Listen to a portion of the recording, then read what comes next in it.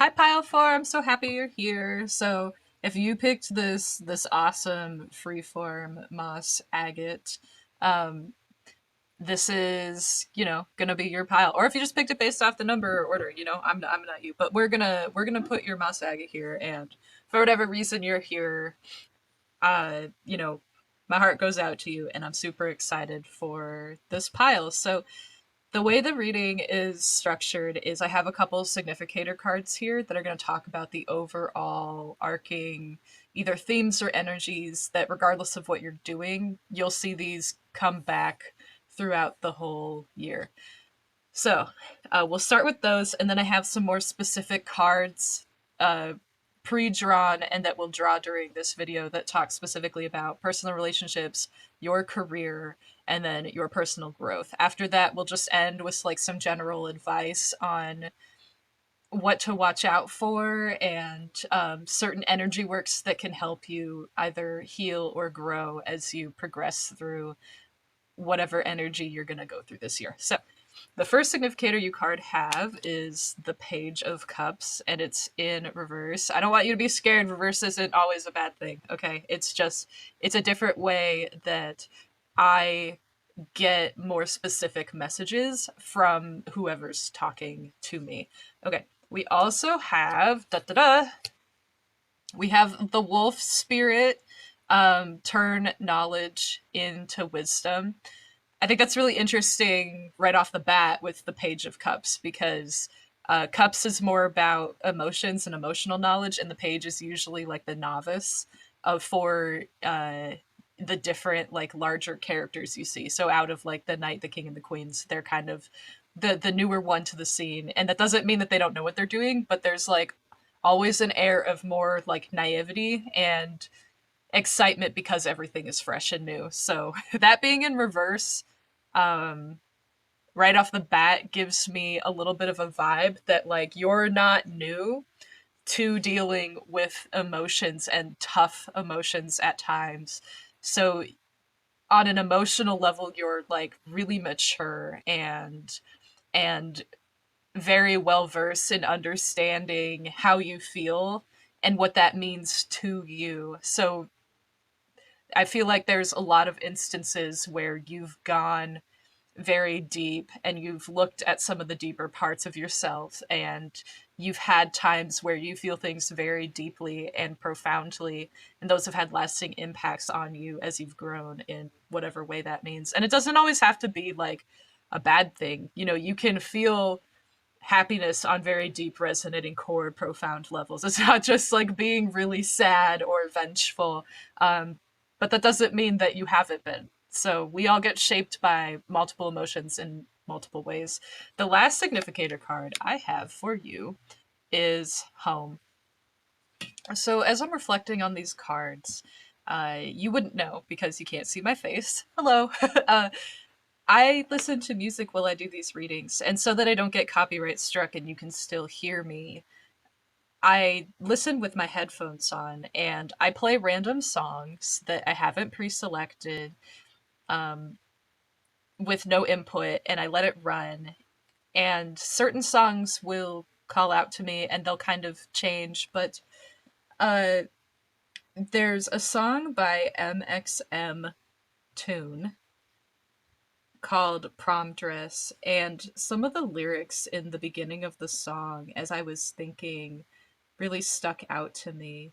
So the whole song might not be significant, it doesn't have to, but I list it in case you want to go listen to it on your own. So there's a list of lyrics near the beginning of the song that say, "I can't help the fact I like to be alone. It sounds kind of sad, but that's just what I seem to know. I tend to handle things usually by myself, and I can't ever seem to try and ask for help." And it's interesting because the uh, the song has kind of like an upbeat, cutesy vibe. It's slightly for irony of irony's sake, I believe. But I'm tending to get messages that seem to do a lot with you're very emotionally mature and you dive deep without a problem and you understand a lot about how you feel and why you feel certain ways when it comes to other people in your life having profound impacts on you based on your interactions with them and how you feel. And there's a real deep understanding here of you knowing what makes you happy and what fulfills you and what doesn't. But there's a call to turn that knowledge into wisdom. In other words, apply it, go from just straight book smarts, as an example, to applying that into more real world intelligence and experience and like street smarts is what I'm hearing from a lot of your higher selves. And the home card here, interestingly, isn't talking about spend more time at home, or home is where you should be, or developing it. It's a call for you to assess on a very vulnerable, truthful scale with yourself what home means to you. And there's a very real question that some of you, what you classify as home or what you call or identify as home right now, isn't meant to be associated as your true home.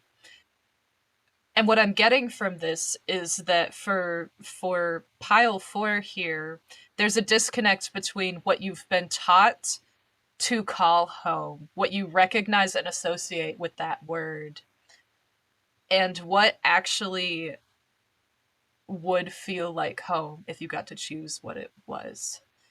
So there's a really deep call to assess for yourself what makes a home to me. And nobody else gets to tell you what that is. When you're little, they say home is where you go home to every day, and it's where your family lives, and it's where your parents raise you. Like that's home. But a home and a house can be very different. A home and an apartment can be very different. And home isn't just where you spend the most time, or where you go back to, or what you pay rent on, or have paid a mortgage on to call your space and have a mailbox and an address. What we're talking about is more on a resonance with like a heart level and your deepest emotions. And if you could have a space classified the way you would want to, what would a home look like for you? So for example, for me, I would say a home is where, like, my home is where I feel safe, regardless of what's going on in the world, what interactions I've had throughout the day, and what time of day it is, or what headspace I'm in. Home feels safe and warm, and it's a space where I can be the most authentic me and only be met with unconditional love. So that applied to my life right now means I have an apartment and I share that space with my husband and my 2 dogs. Um, and that's just for me.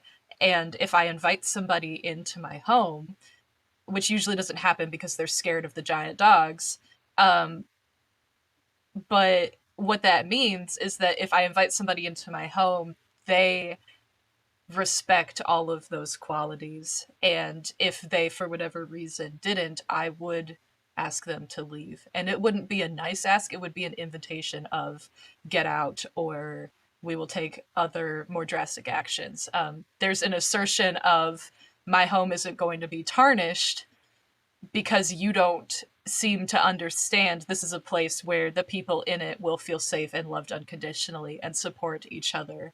And I think there's a real call for you to assess what home means on a scale of love, on a scale of emotional support, on a scale of stability and who you surround yourself by. Now, I know when I was getting my bachelor's in college and I just moved away from home, home looked very different than what it does now, but the principles still applied. So instead, for me, home still meant I'm surrounded by people I love and people who love me unconditionally, and we support each other. But it didn't look like living with who's now my husband and having 2 dogs. I didn't have any of that back then. Instead, home for me looked like constantly couch hopping, between multiple very close friends' houses. So I had clothes and food stashed at anywhere between 2 to 4 different other homes or apartments at the time, because even though I had my own place, I loved spending so much time with these other important people in my life, and they in turn felt the same way, that it didn't make sense for me to spend 10 hours studying with them to late into the night to go back home to early in the morning, come back, and then go to classes together. So instead, I would spend 3 or 4 days at one person's house and then go to another person's house and then go to another person's house. And that's usually not appropriate for a lot of situations, but the way that my friends and I operated, it was the best way for us to live our lives and stay connected and give and get from each other what we wanted. So I use that as an example to express to you that situations will look different for everybody out there in Pile 4, including you specifically. And there's no reason that anybody else should tell you what home looks like and how it feels, how it should be decorated, physically what it manifests as if you have one location or multiple locations, or maybe it's only tied to being around some specific people and it has nothing to do with locations or a certain part of the world. Or maybe home for you does feel like a different part of the world that has a different culture and different practices or different politics or different amenities. Maybe home for you does have a lot to do with your surroundings, and you don't feel like you're at home when you're in a city because there's too much energetic noise and like clutter. Whereas when you're out in the country, you feel much more at ease. Or it's reverse. In the country, you're too bored and you enjoy the excitement of the cities. So it can have to do with physical and not physical, but what you're being called to do is really assess what's going on a deeper level with you and understanding what you want to call a home and what a home really means to you as a place to feel safe, to always go back to, that you're called to revisit time and time again, because that is the place where you rest, you recharge, you practice self love to maintain yourself. And from that home that becomes your place you go back to and your base of operations, you can do so many wonderful things because it's where you take care of yourself and you can refresh. So you can then present yourself and go out into the world and do all these wonderful things that you're meant to do. It's because you have the knowledge and the luxury of identifying what a home is, establishing something like that for you. Because when we take care of ourselves and we feel nourished, we are then in a place to change the world the way we want to, achieve the goals that we want to achieve, share our love with other people that resonate with us and deserve that and will be elevated by that and support you while you do so. That all comes from knowing what to surround yourself with and come back to take care of yourself and nourish yourself. So it can look like being alone. You don't have to identify it with people. It's all about what your heart craves at that time and what's nourishing for you to repeatedly come back to and branch out from. I just really feel like this is an empowering time for you to understand and identify what you want and what you already have and what you're going to strive for moving forward in establishing a homestead that you can be proud of your whole life, even if it does change, like you move or social dynamics change, whatever it may be, because you'll be able to continually have an established place or surroundings or situation that you identify as home. Okay, I'm going to put these over here for the time being. Let's get them all the way in camera. How about? There we go. So I'm going to talk about more specific cards. I have these cards that identify energies, And so one of these is talking about the energy you're starting this year in, and the other one talks about where you will eventually transition into. Time is very tricky when you're just like reading energies.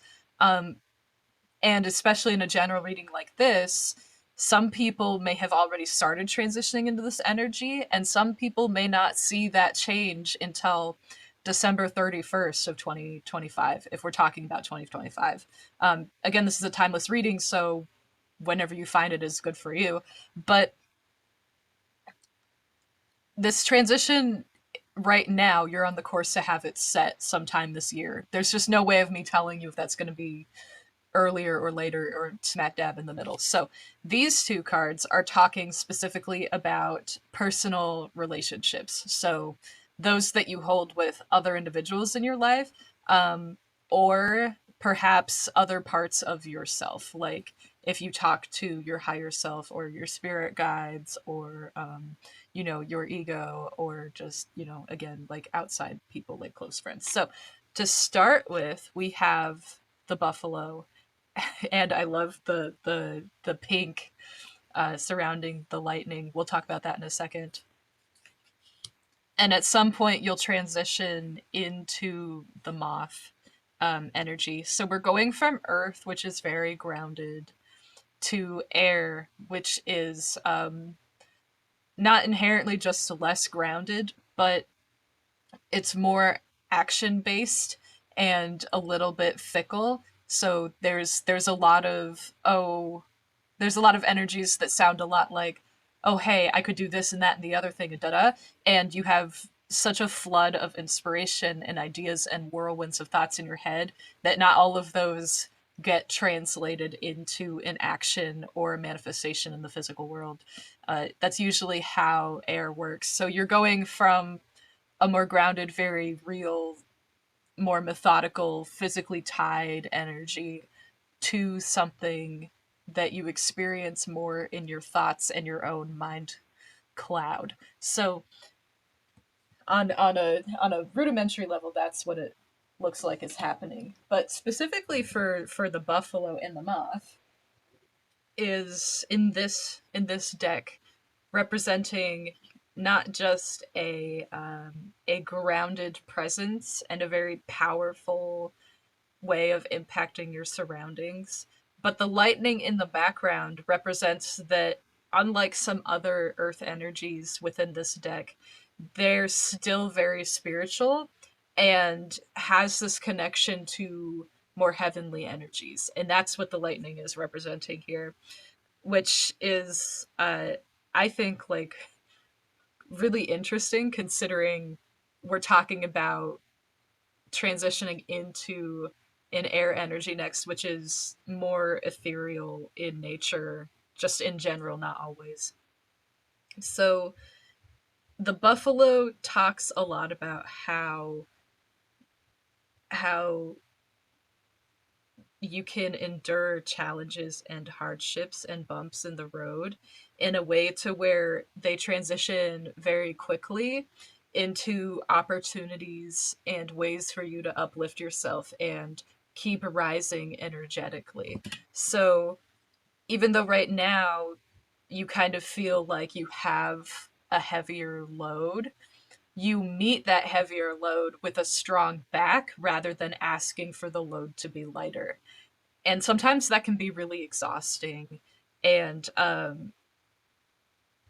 little bit draining emotionally, because when you do start to get tired, even though you can handle the situation and your surroundings, there you can be met with this real internal challenge of, I don't want to anymore and this isn't fair and I really do want a lighter load and less responsibilities. And that's a very real human experience. And there's no way that other people can't relate to you on that. But sometimes other people, because they see you as being so capable, it's hard to get understanding and validation when you try to voice your concerns to loved ones. Um, because they'll say you're handling it fine though, so there's no reason to be frustrated. Whereas it takes a lot of energy. And part of what understanding what a real home looks and feels like to you is the load will start to feel lighter even if nothing comes off of it, because you'll be able to rejuvenate yourself on a more regular basis more effectively when you feel your home become more like what is a home specifically for you and nobody else. So it'll be fine tuned to you, your personality, and your needs rather than just somewhere to sleep or return to regularly. And that's going to be really important. So, the other logistic question I'm feeling like some of you might have right now, and I think these other cards will explain it much better to you, is that just because you can say, hey, I want this, that, and the other thing, doesn't necessarily mean you can make those changes to have them be true. So for some of you who say, hey, I would really love to fall in love and have a partner that I can label as my soulmate and have that be recognized. And home for me looks like coming home to a happy partnership, whether that be marriage or otherwise, or multiple partners. We don't judge here, but some of you may then challenge me or this reading, which I'm getting a lot from your higher self instead of your spirit guides, which is interesting because all the other piles mostly have had spirit guide inputs, so it's kind of quiet here. Um, and your higher self is challenging you to do this because as you recognize what you truly want and you work on yourself to grow as a human being and put new goals into sight, you will start raising yourself and becoming tuned to the frequencies and the energies that you desire once you understand what those desires are. And then you take steps to fulfill those, and the universe will pick up the pieces you're putting down and it will start to co create with you. So, for example, if you don't know what you want, you can't take steps to go get it.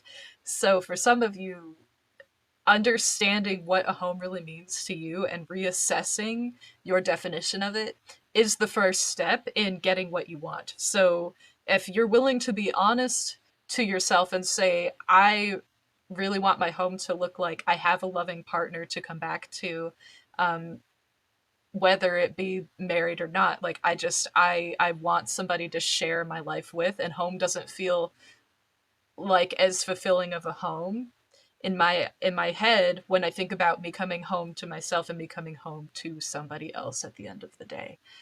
And I know you're not alone in thinking about that if that's the way that you are thinking. That's a very real thing that a lot of human beings on this world want and crave, and wish for as well.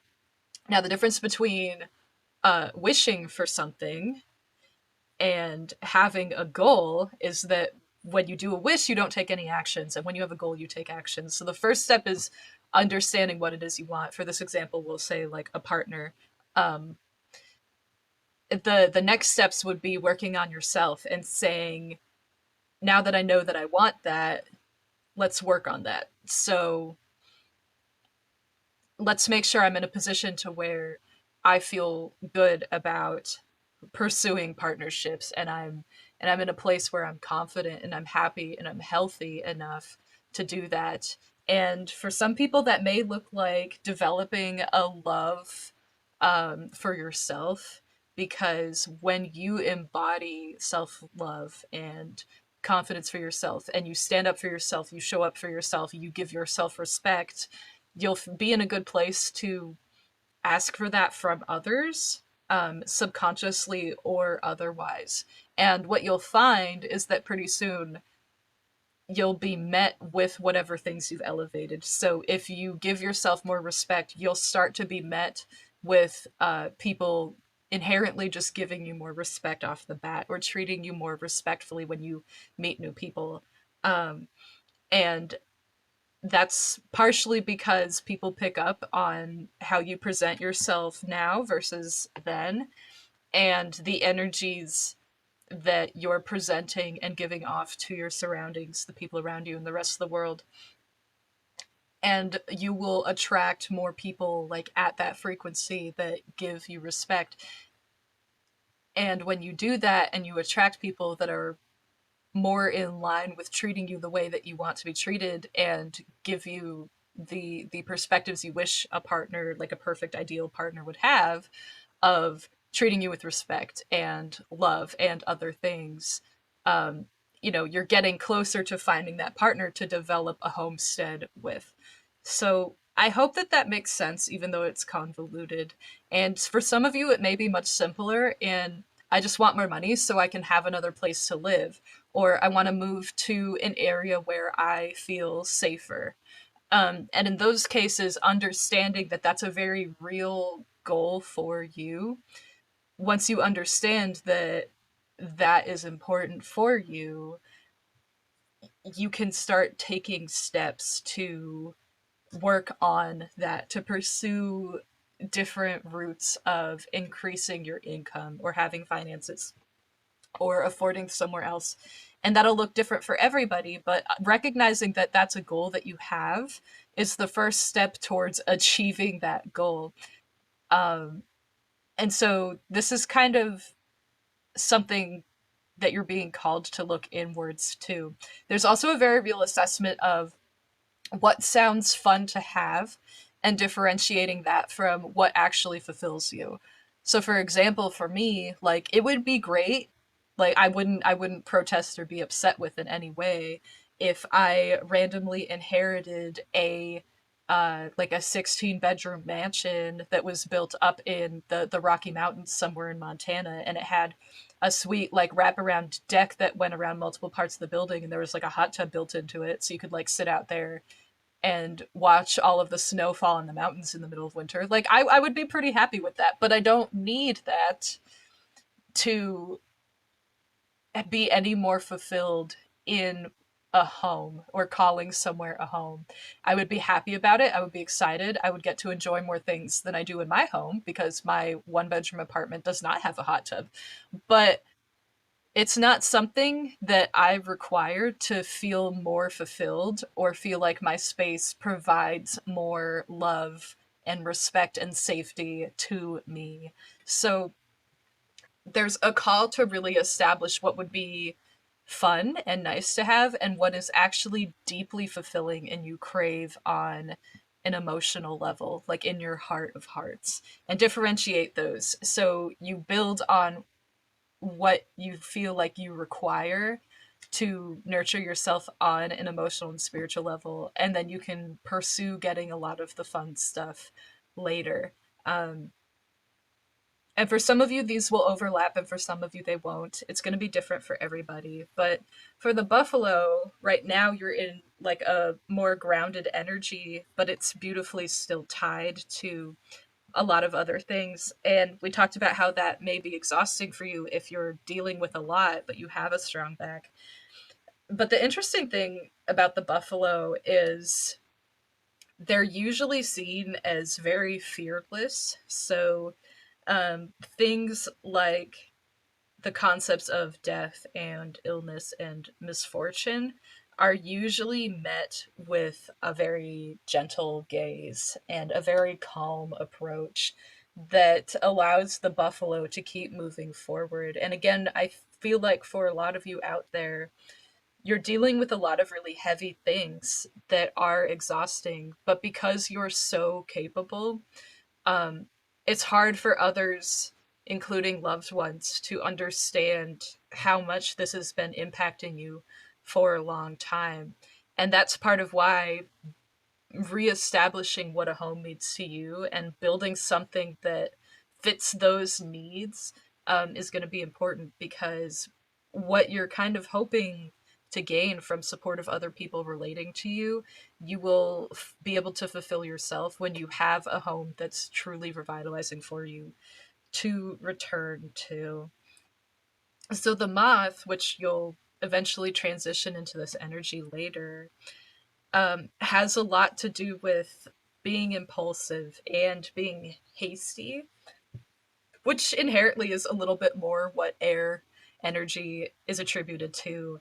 But there's also a very real aspect of having lots of wishes and thinking in a very like whimsical way and approaching these ideas or having these ideas stem from this like well of enthusiasm. And I think that's something that as the buffalo you kind of miss is you're very calm and capable and methodical. There's always this very real forward motion that even though it feels like you're being slowed down or stifled, you never truly stop, because of how strong and powerful you are. And however you're conducting your life or approaching your life, you're doing a absolutely fantastic job and you deserve recognition and applause for that. Now, the moth, on the other hand, is kind of freed from that need.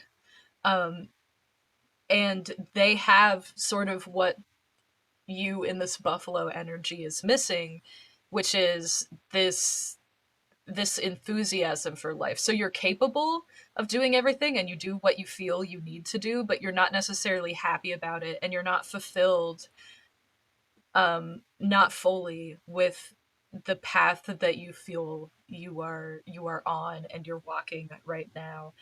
And there aren't any choices you feel like you're free to make that um, add any kind of extra fulfillment to your life or energize you. It's more just you're going through the motions of doing what you're supposed to do because for your complicated individual situation, that's where you are. And if you stop doing these things or answering these responsibilities, you feel like you'll be in a worse situation. So you choose to continue walking your path, but you kind of recognize that if things changed, you would be more fulfilled, you would be happier. And what I'm seeing is that you're going to transition into not being so tied down and needing all of these requirements and things asked of you and responsibilities you currently have to be fulfilled. So you're going to feel a lot more untethered. You're going to be less weighed down by whatever load it is you're carrying, whether that load gets easier or not. So for some of you, I see that recognizing what a home means to you and what's important means there's a lot of things you're just going to like throw away. So like you're if you are have a lot of bags on your back, you're just going to start like picking certain ones and just throwing them off like the side of the cliff that you're walking on.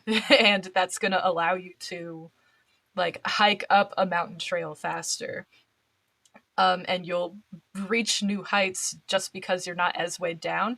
And it's going to feel very like cathartic and empowering to take some of these things that have been weighing you down and just let go of them. And at certain points, you're gonna like chuck them away from you with glee. Like as you throw the bag off of your back, you're gonna be like laughing about it.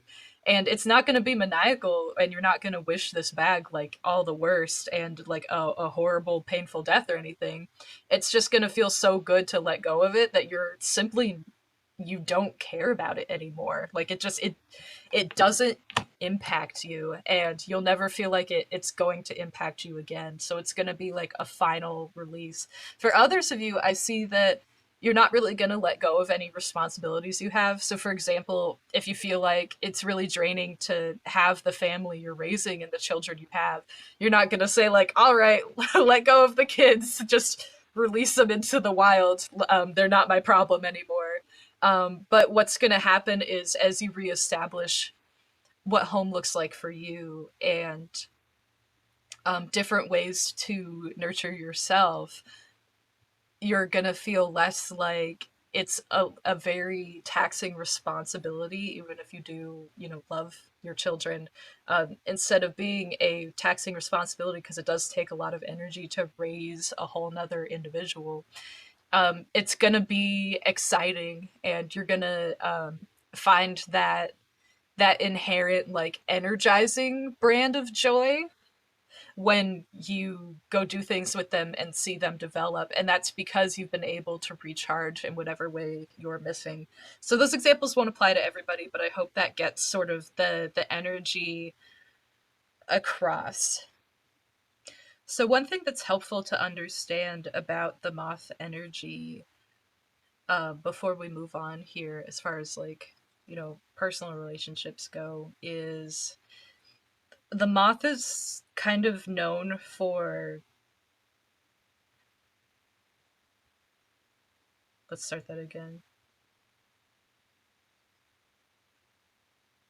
So one thing about the moth is it's a little bit famous for or I shouldn't say famous for, but in this deck it represents a lot of the enthusiasm for shiny and new things, and that comes with the caveat of being susceptible to very quickly pursuing certain things. So, like buying new stuff or going and trying new things that you don't necessarily follow through on. So, if you start taking, like, I don't know, parkour lessons, you just like stop going after a couple weeks because you found something new and exciting that you want to try instead. And I feel like for a lot of you, Pile 4, that's not a bad thing.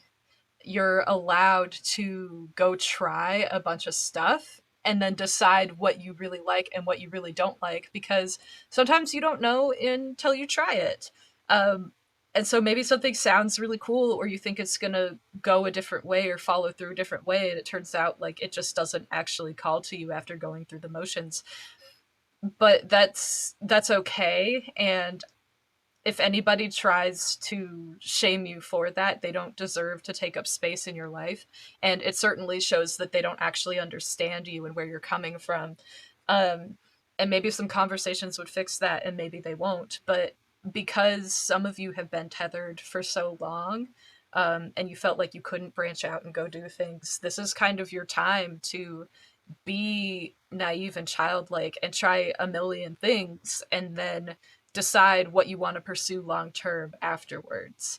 So you don't need to feel like you have to follow through on everything you do as long as it doesn't negatively impact you or, you know, other individuals in your life. So if you commit to doing something important with somebody else long term and you just start fizzling and that negatively impacts them, then like yeah, that might be a problem. But if you're not abandoning important obligations or responsibilities you have, there's no reason why you should feel obligated to show up for things that more or less are just non impactful or remedial. So, like, if you start taking watercolor lessons and you're like, man, I really hate painting, you're not obligated to continue taking those lessons. And just because, like, you put some money forward or you talked about it to other people, you can say, like, no, I'm going to go I'm gonna go do something else instead. I'm gonna try pottery or woodworking or like I'm gonna go buy like a boat. I don't know, or I'm gonna join like a rugby team or something. Like there's no reason why you should feel obligated to follow through on something just because you decided you would try it or you said that you would and you instead change your mind and you figure out it's not for you. And I bring that up because as the buffalo you were so rock solid and capable and steadfast and you followed through on everything you did for so long that that's part of your inherent identity in a way. And it's not that that's like the whole you, but that's a characteristic that you've had applied to you for so long, consciously by others or subconsciously, that I get the feeling some of you will feel bad if you don't follow through to the extent you decided you would, because you're so used to following through with stuff even if it doesn't speak to you on a higher level.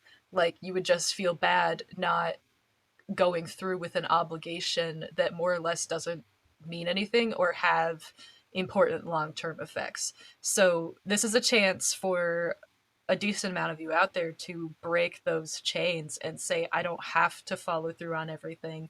Like, no one's gonna freak out if I don't go to the next watercolor session in this class. Like, if I skip week 3 out of a 4-week class, like that's my choice to make. And no one's gonna be ultimately like hurt or disappointed by that. And if they are, then, you know, like more or less with peace and love, like fuck them. Because who are they to tell me how I should live my life? when it really isn't up to them and it doesn't matter. Like, I'm not living my life for them, and I'm not here just to make them happy or fulfill them. I'm here for me. And at the end of the day, the only person I'm showing up for and I'm showing up as and living my life with, like, is me. And there can be other significant people in my life, but I'm the only one that's in my head and has to talk to me every second of every day. So for some of you, this is an opportunity to be really cathartic in understanding what you need to follow through on and what's okay to just skip out on and not care about, based on what you feel like caring about and not caring about. And I think that that's like a really beautiful lesson. And I think there's a lot of people that could grow from that. And I know that there were points in my life where I wish I had heard this earlier. So I wish you all the best. Now, I want to move away from personal relationships. So one last thing before I do feel like for a lot of you, this buffalo carrying more than he's supposed to, perhaps, or needs to, I should say, um, and is getting ready to let go of a lot of baggage they don't need to carry anymore. Because we're talking about relationships, I feel like for a decent amount of you out there, this is going to be maybe some people who at one point in your life had a very healthy relationship with you. But as you both grew and transitioned, and your environments changed as human beings, because we all grow and change, you started growing apart, or one of you started growing faster than the other. And that turned into this like unbalanced relationship where they're more taxing to you than they used to be, and you're not getting any type of reciprocation that would make this relationship okay. Like, it's okay if you lean on somebody and sometimes they lean on you back, but I feel like they're not really leaning on you. They're doing more of the energy or spiritual equivalent of just saying, carry me because I don't feel like walking, even though they have feet that function just as well as yours. um, and I feel like sometimes if you've had conversations about this with that individual, paraphrasing, of course, it gives the overall energy of them saying, yeah, but you're just so much better at it. You're just so much more capable. So, like, just keep doing it. Um, and I think you're finally in a place to where, regardless of how long this has been going on or to what degree, you're in a place to where you can finally decide to say, like, nope, like, I'm done carrying you. Do it yourself or just don't go anywhere. um, and that's gonna be really liberating for you, even if at first it's a little bit painful. You're gonna feel so much better once you realize it's not as big of an issue as you thought it was to let them go.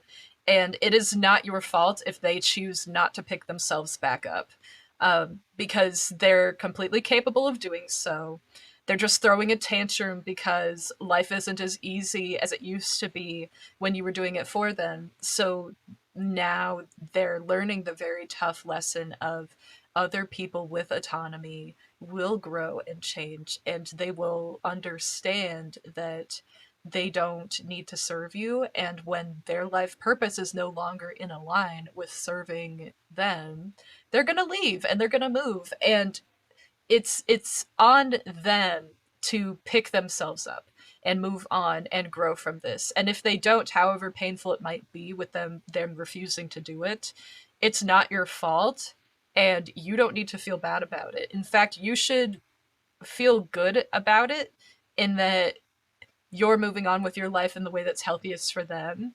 And even though they can't see it, life is moving on in the healthiest way for them, because they're getting finally put in a situation where they have the opportunity to learn the hard lessons that they need to be learning now without you there.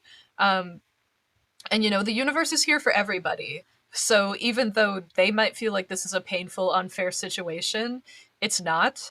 And the universe is providing them new opportunities, um, by having you leave and there being space for those things. So regardless of what they may say or how they may say it, it's never your responsibility to take care of somebody else unless you're like raising a child and you signed up for that. That's very different. But we're talking about like adults being wildly irresponsible here, or people that you in no way need to serve. It just ended up happening that way. So if that applies to you, that's kind of what I'm seeing. I'm going to put these over here to the side, and we're going to look at what you have in terms of careers, goals, or both, because we don't discriminate against people who are in a position where they're not working right now or they just don't need to work. So we have the octopus and we have the panther. So we're going from water to fire energy, and I'm getting a first impression that what's really happening here is you're starting off in a more self reflective state of deciding what you want your homestead to be and going within and figuring out what your new desires are at this phase in your life. So at the beginning of this year. And that's transitioning into some very real actions um, that are liberating for you. So when we specifically talk about the octopus, there's a lot of yearning for something else, and that can be new, that can be old and nostalgic. It can be a combination of both. It can be physical or metaphysical. So it can be new relationships or just being around more positivity, just like environments in general that aren't so heavy and sad and draining. And if we're talking about careers and goals, for those of you who are working or pursuing a wonderful career, this could be understanding that you want to work for a different company, or you want to be part of a different department, or you want to be surrounded by different people, even if you're not switching fields or professions. Um, and it's going to look different for all of you. And I can't tell you what it looks like. It's up to you to decide what's most uplifting and inspiring and loving and energizing and fulfilling to you. And don't let anybody else in your life tell you what you want either. Like this is not the time for that. This is to question everything that you thought you wanted and everything else told you you should have or you do want. If that makes sense. Like, this is a time for you to scrutinize everything so you can understand exactly what you actually do want without external influences or conditionings or expectations of society and family and friends and bosses and coworkers and others. Um, so the octopus is also known for, at least in this deck, with all the arms kind of coiling around themselves, there's a real lack of boundaries and an expressed lack of direction. So instead of moving somewhere with grace and power like they can with all their arms, they can traverse their environments incredibly well and be very articulate in their motions. But instead, the depiction of this octopus is kind of all over the place and they're grabbing themselves. They're not like coordinated or have a solid plan on where they're moving to. And I think that that's very significant for the message you're getting from your higher self, mostly, but a little bit from like spirit, the universe, spirit guides, God, whatever you want to call it, where you're a little bit, I guess the best word to use is like confuzzled.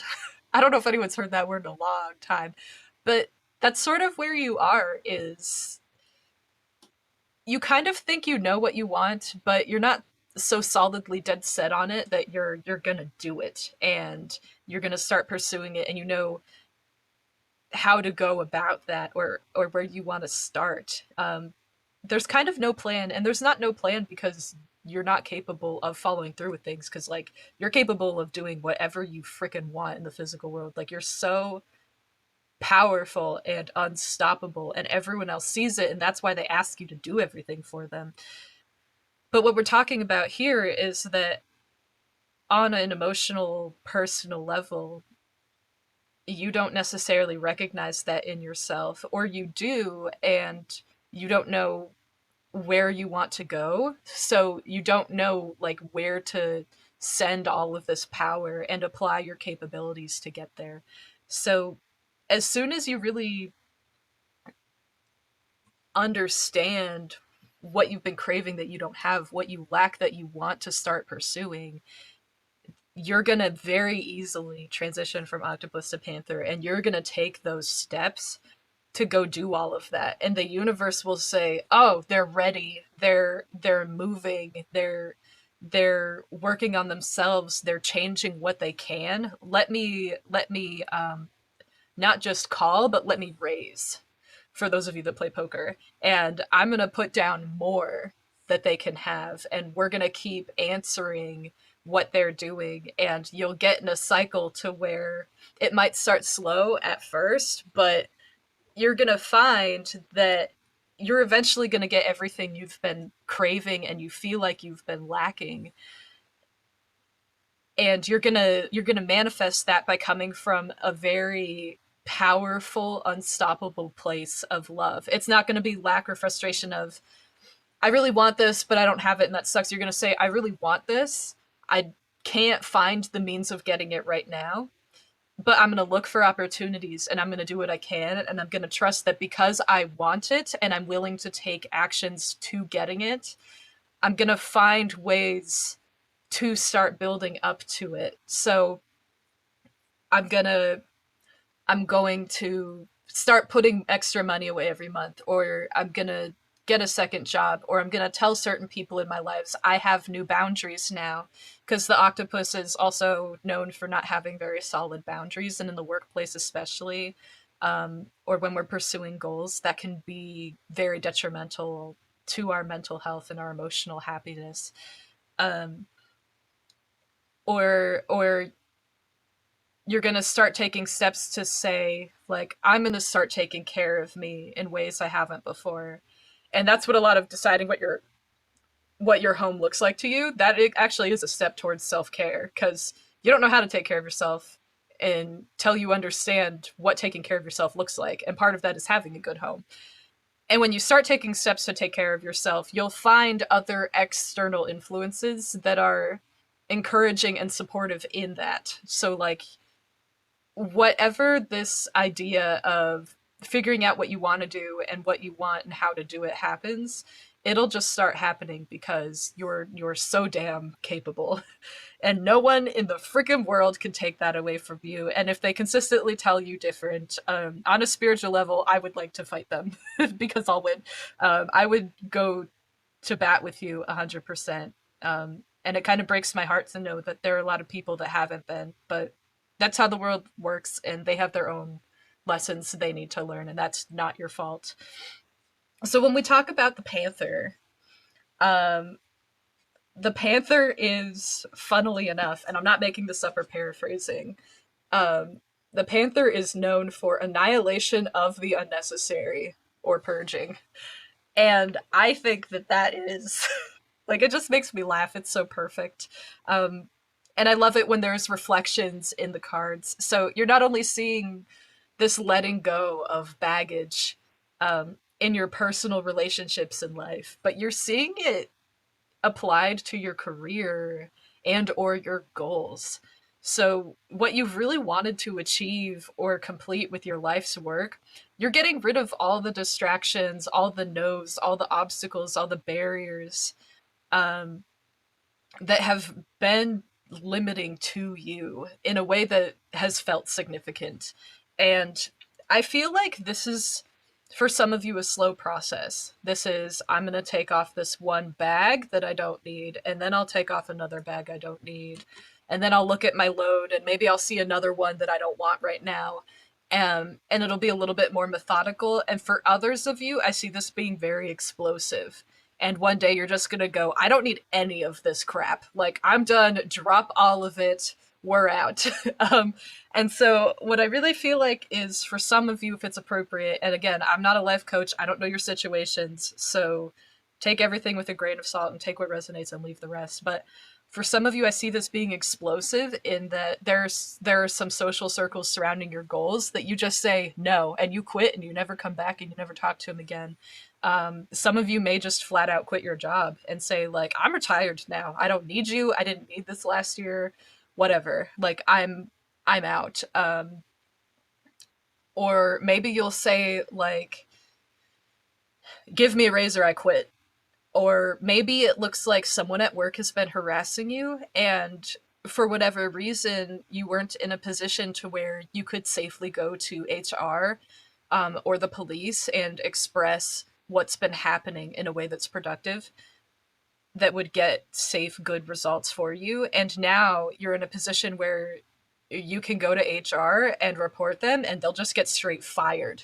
Um, or maybe you're gonna like get transferred to a new branch. Like you'll just request like transfer me somewhere else, and the company will send you to one of their second locations where the environment will be much better for you. There's a million ways in which this could be methodical, and there's a million where it could be explosive. And it's going to be different for all of you. Like maybe you're in a band and everyone in the band is really toxic towards you. You know, they tell you like you don't get to pick what songs we play, and I don't care if you wrote a song, you're not creative enough to develop new songs with us. You just play the part that you're given.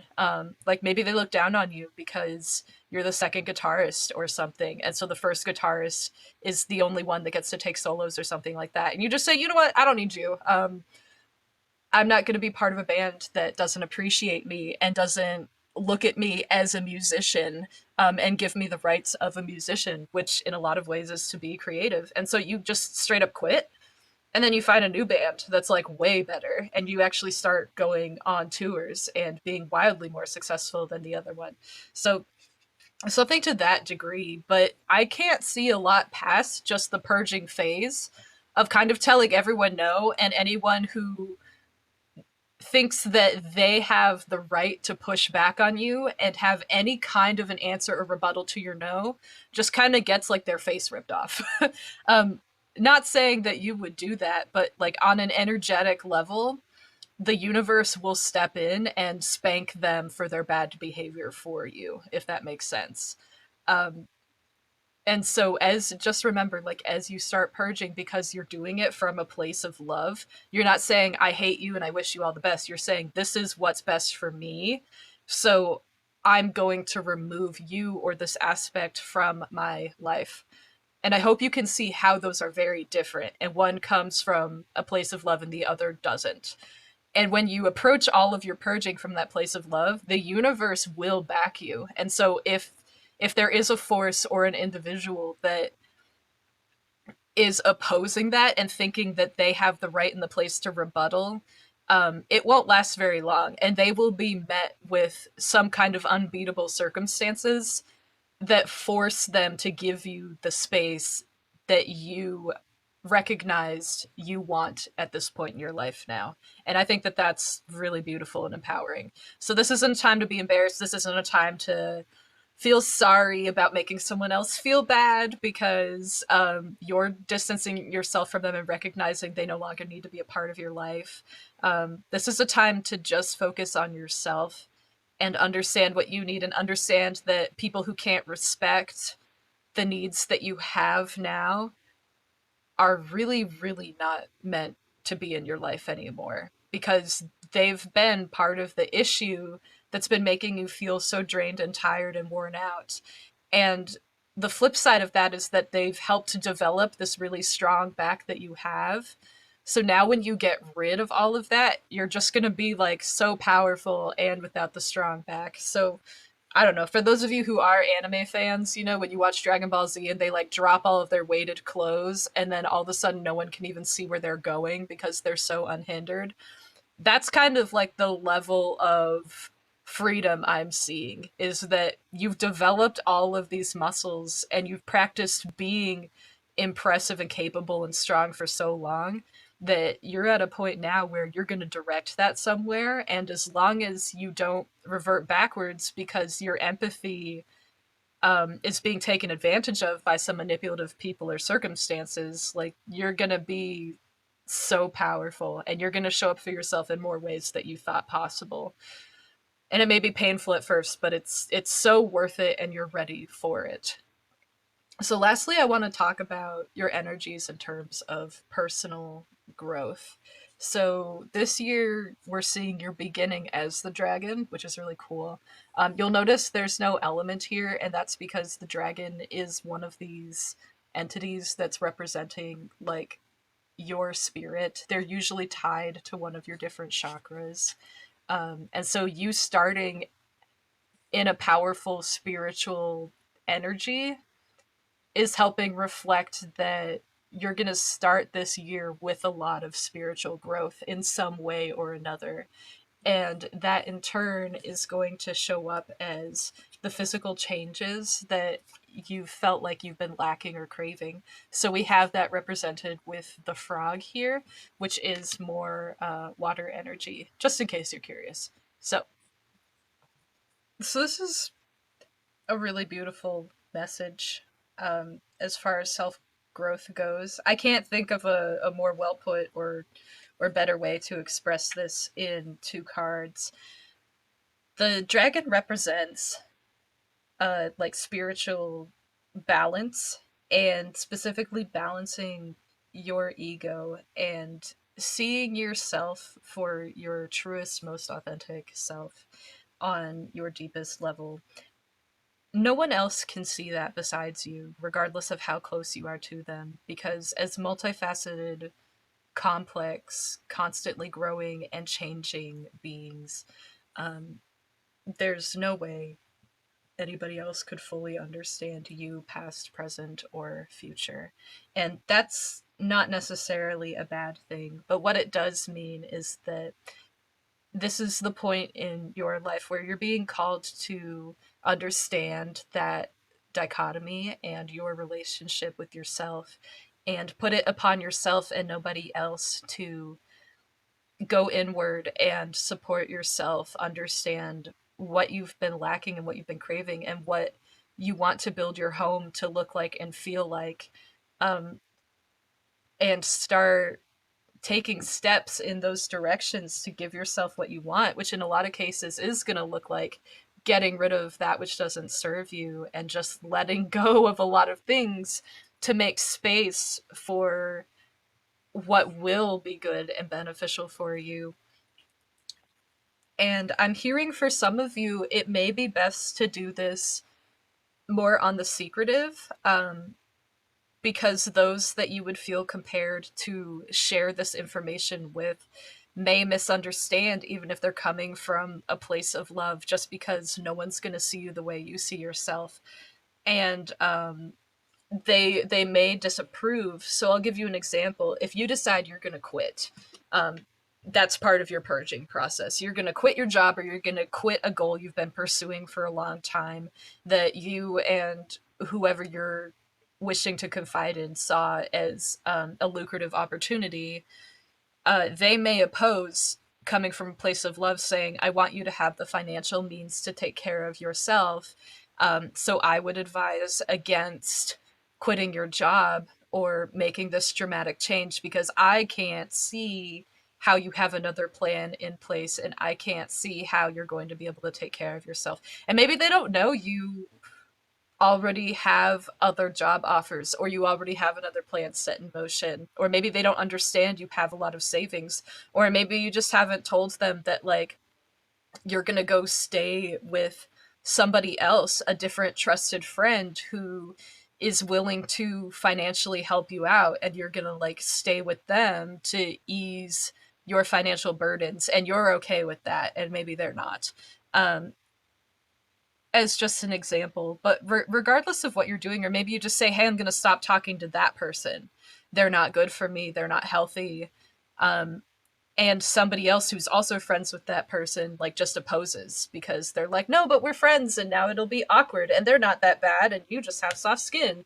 Or like, I didn't know because you never told me, and da da da, and now somehow it's your fault.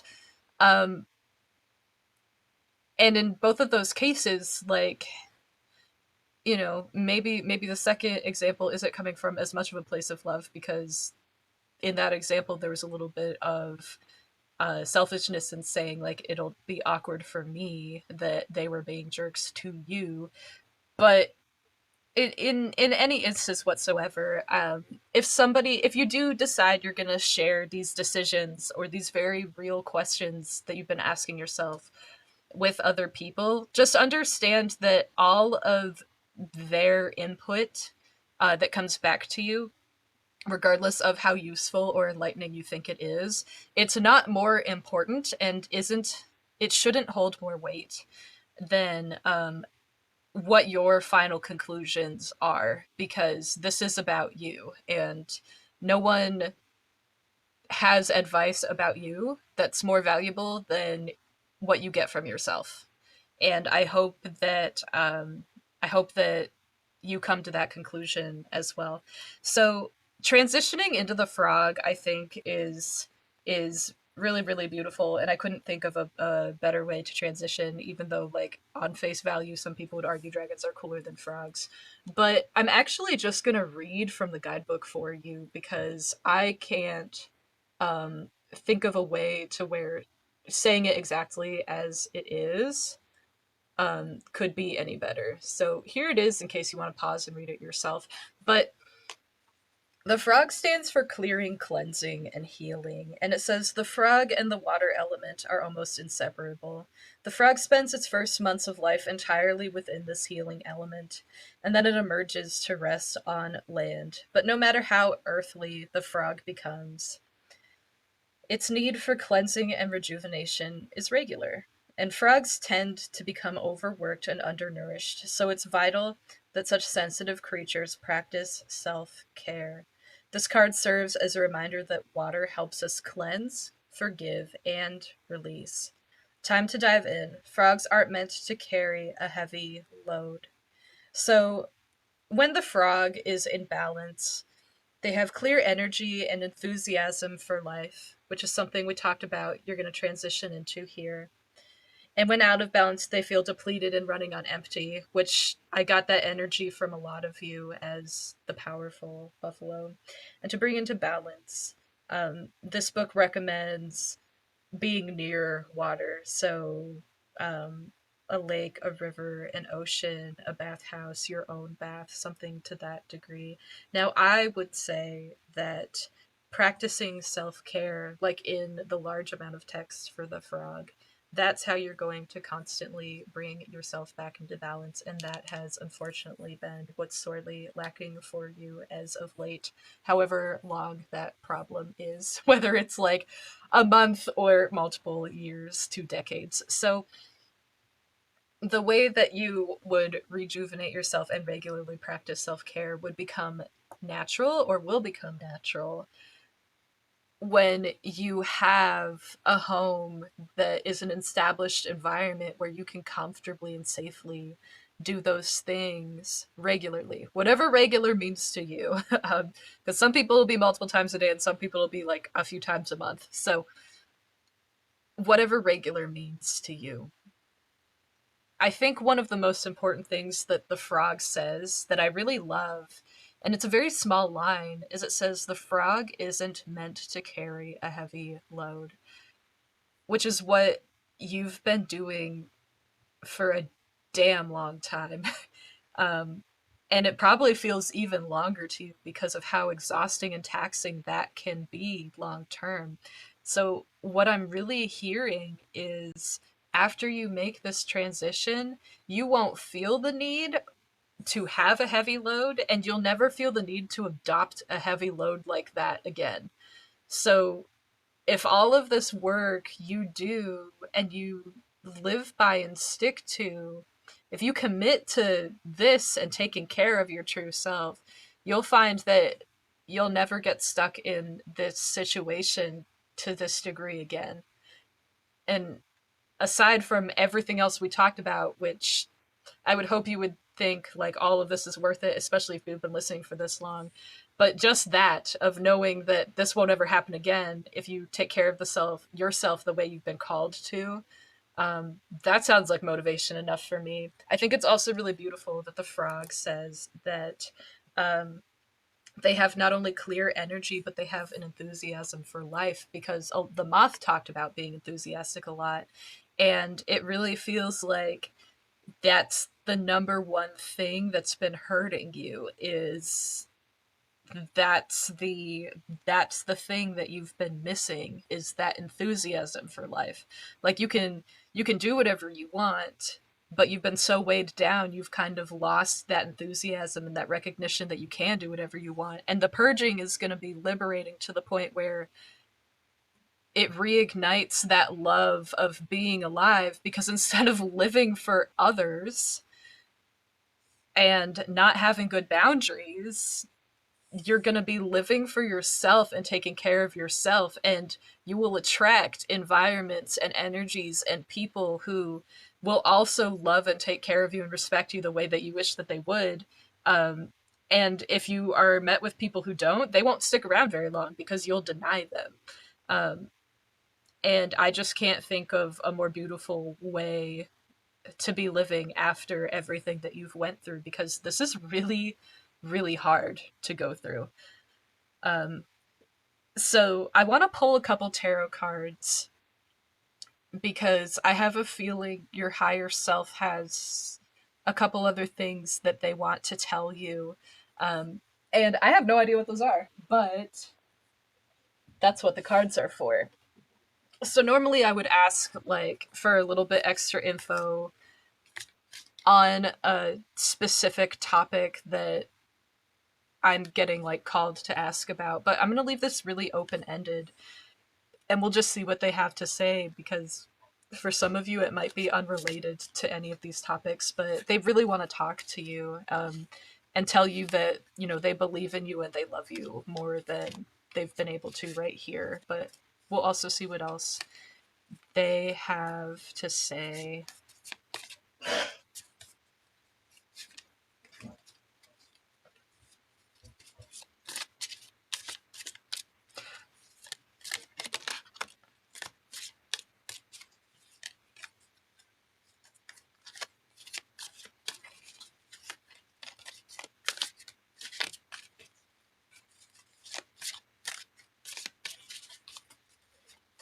All right, what else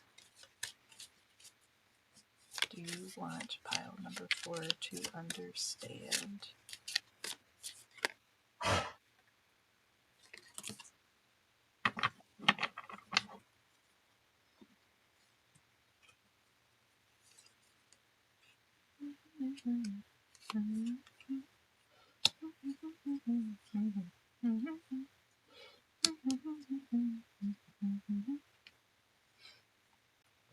These cards are really telling. I'm getting a little more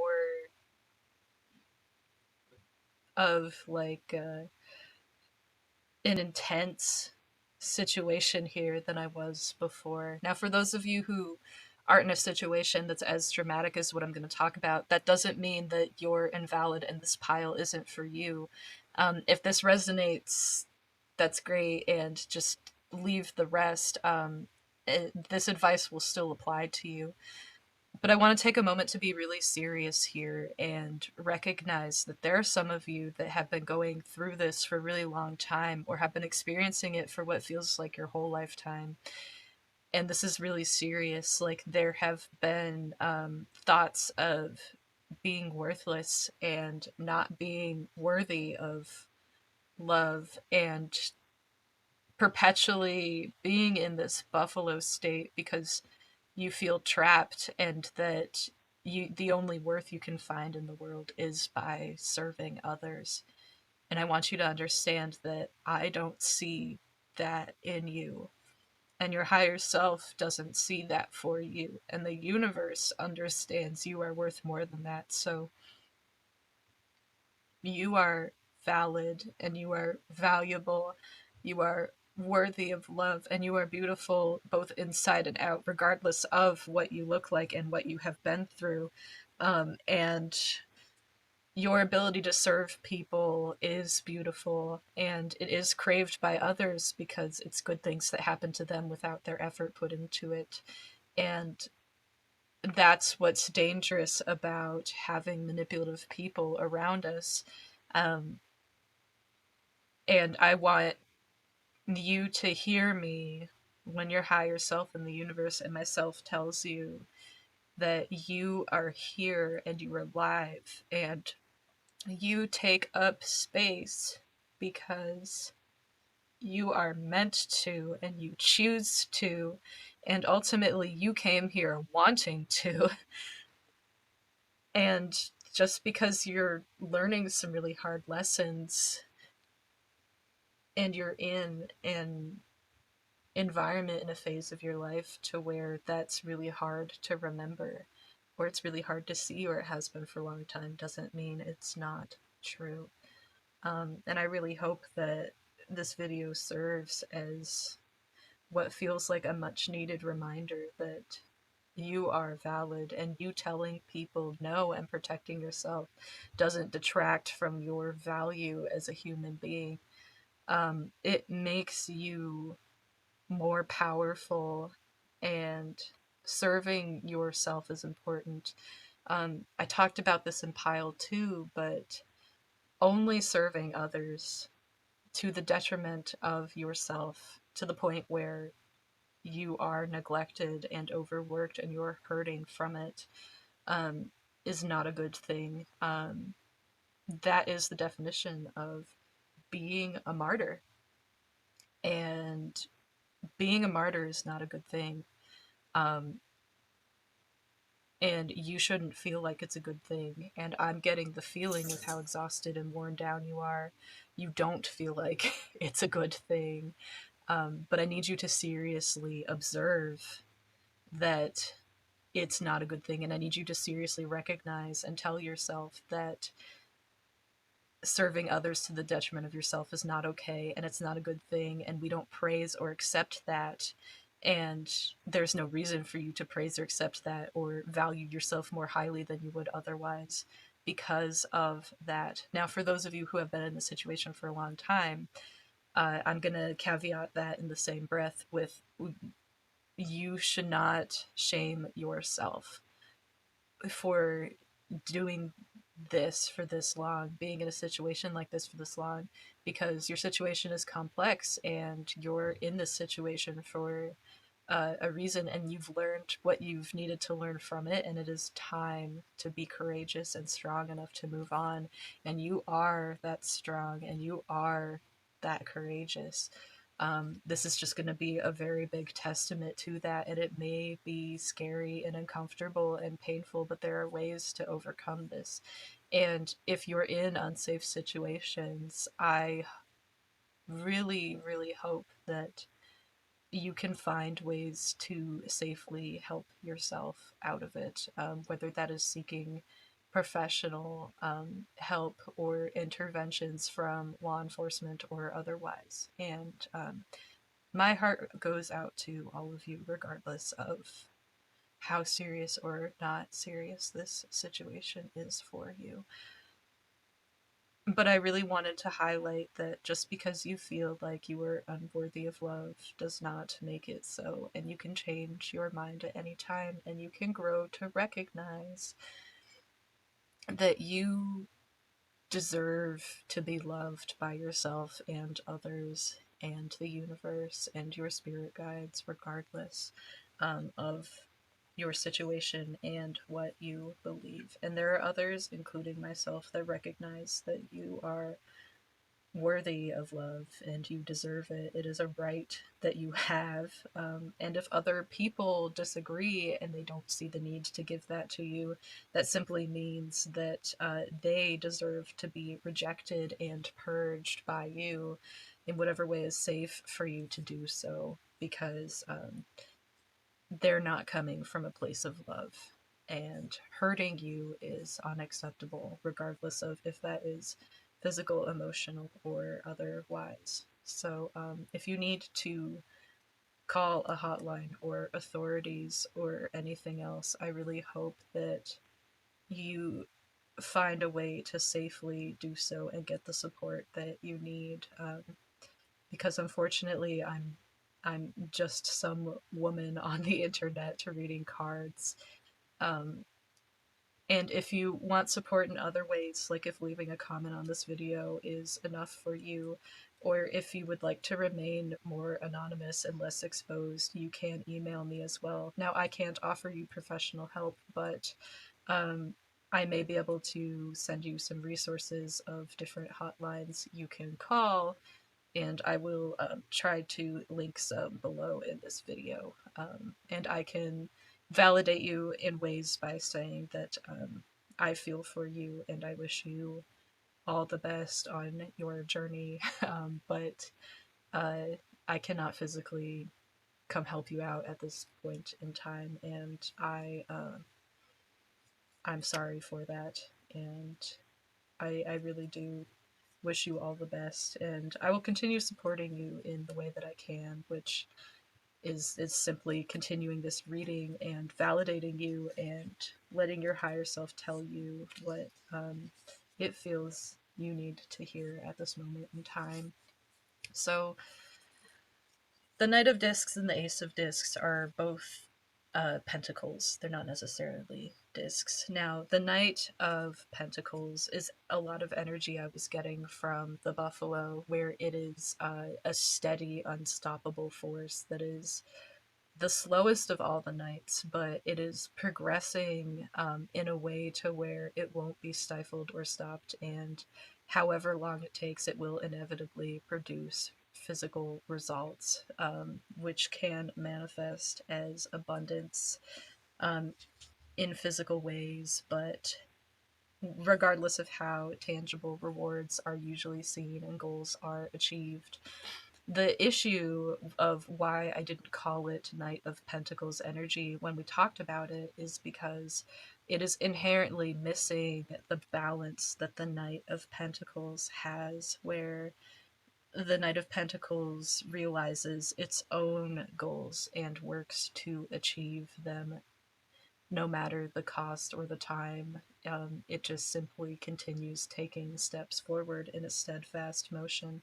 The issue I saw with the Buffalo was that you weren't achieving your own goals, which is inherently why this work is so exhausting. There simply is no end and no reward for you doing this work, and yet you still feel that it is your need or responsibility to complete this work. Now, you're set here to, as you recognize what's been going on, what you've been lacking, and what you need to heal, and then maintain that for yourself for the rest of your life, or at least this year and this cycle. What you will see is that instead of achieving what everyone else asks of you and others' wishes and goals, you will be achieving your own goals. And that is part of what will help you heal. Um, but some of us are in.